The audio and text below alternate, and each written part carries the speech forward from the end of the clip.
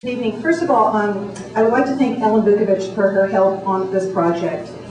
We were novices when we went into this, not that we're much more than that right now, but Ellen really gave us invaluable advice, told us what to do, what we needed to accomplish, and I just want to say a big thank you from the concerned neighbors of Buckley.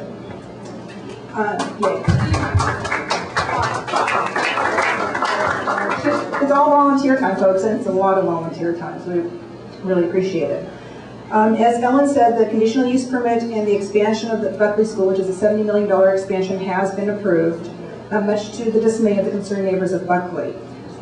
This UP is already, the new one is already, as I said, approved, and we've had problems already. About 2 weeks ago or so, cars were lined up going to the school in tandem next to each other, which is not only illegal, it's dangerous. If a fire truck needed to get through, it never could. So we're really concerned because this is just the beginning of 6 years of construction that we have to look forward to. And starting off with legal situations like this is not something we look forward to. I also need to express our disappointment in our City Councilman, Jack WEISS, for his lack of support on this project in addressing the neighbors' concerns.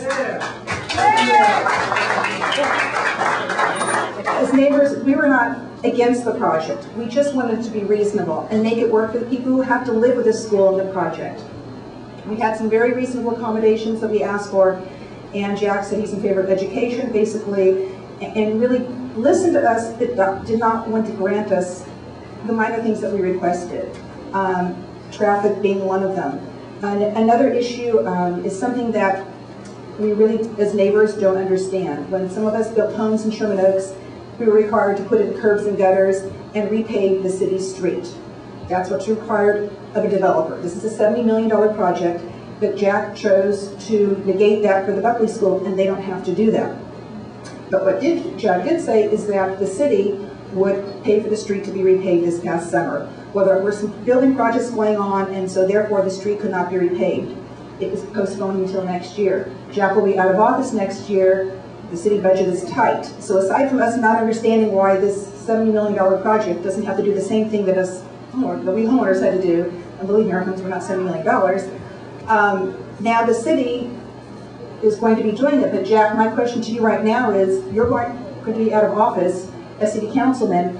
What guarantee do we have as the residents of Sherman Oaks that this street will be repaved when the city may or may not have enough money?